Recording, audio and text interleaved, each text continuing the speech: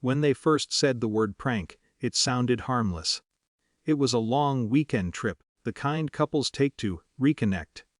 His brothers came along because they always did. I told myself it was fine. I had been telling myself things were fine for years.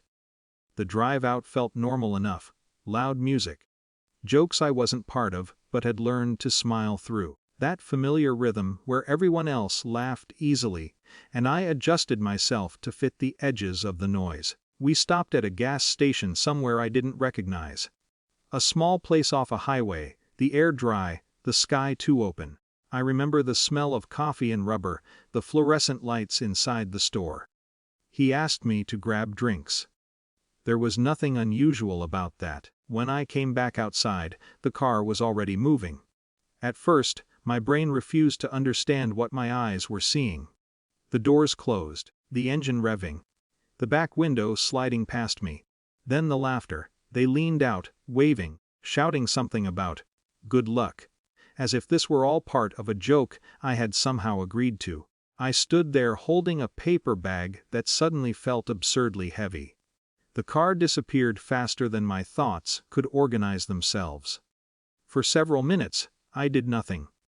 Not because I didn't know what to do, but because something inside me had gone very still. People imagine emotions as loud things. Crying, yelling, breaking. But humiliation is often quiet, so is clarity. I called him. Straight to voicemail. Again, same result. I waited. Not out of hope, but because I needed to confirm reality. To make sure this was truly happening and not some misunderstanding that would dissolve if I just stayed put long enough. No one came back. No message arrived. Eventually, the practical parts of my brain took over. I spoke to the cashier. Found a bus route. Pieced together a way back that felt surreal in its simplicity. No dramatic rescue. No frantic chase. Just logistics. Somewhere between the second bus transfer and the endless stretch of road passing outside the window, the decision formed. Not loudly, not angrily, just as a fact. I was not going back. Not to punish him. Not to make a statement. But because something fundamental had shifted. 5 years is a strange amount of time. Long enough for a life to change shape. Short enough for old memories to retain their sharpness. My new world was not glamorous or cinematic. It was built the slow way through routines, small risks, quiet rebuilding. A different city, a different career. A different version of myself that felt less like reinvention and more like uncovering something that had been compressed for too long. There were difficult years. Lonely years. Years where doubt crept in at inconvenient moments. But there was also stability, breathing room, a sense of internal alignment I had never quite known before. Then, one afternoon, the past walked through the door. I was in my office when the receptionist's voice came through the intercom, careful and slightly tense. "There's someone here asking for you." There was something in her tone that made my stomach tighten before she even said his name. He looked older. Not dramatically. Just softened around the edges, as if time had worn down certain certainties. But the smile, the one he had always used when entering a room, appeared instantly, confident, familiar, expectant. For a moment I saw us as we once were. The years collapsed into a single disorienting sensation. "I found you," he said. As if this were romantic. As if this were fate. There are conversations you rehearse for years, and then reality ignores your script entirely. I didn't feel rage. I didn't feel triumph. Mostly, I felt distance. "We should talk," he continued, glancing around the space like someone assessing property that might still belong to them.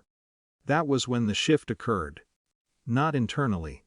Externally, because he had not arrived quietly. He had argued at the front desk, insisted, raised his voice when policies were mentioned, and this was not a private home or a nostalgic cafe. This was a professional building.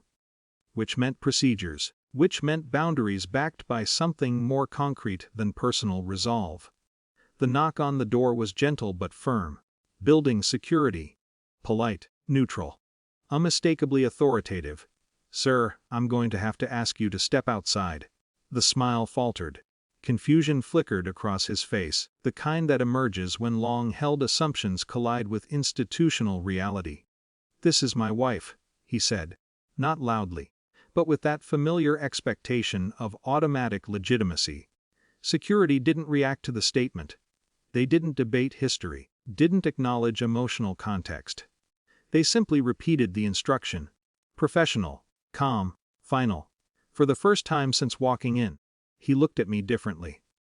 Not as someone being reclaimed, but as someone positioned behind a structure that did not recognize his claim. There was no dramatic confrontation, no cinematic reckoning, just a quiet, procedural ending to an interaction that might once have dominated my internal world.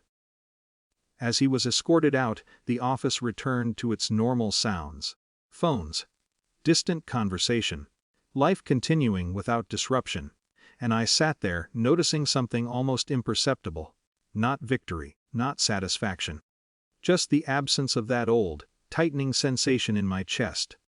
The strange, steady feeling of standing exactly where I belonged.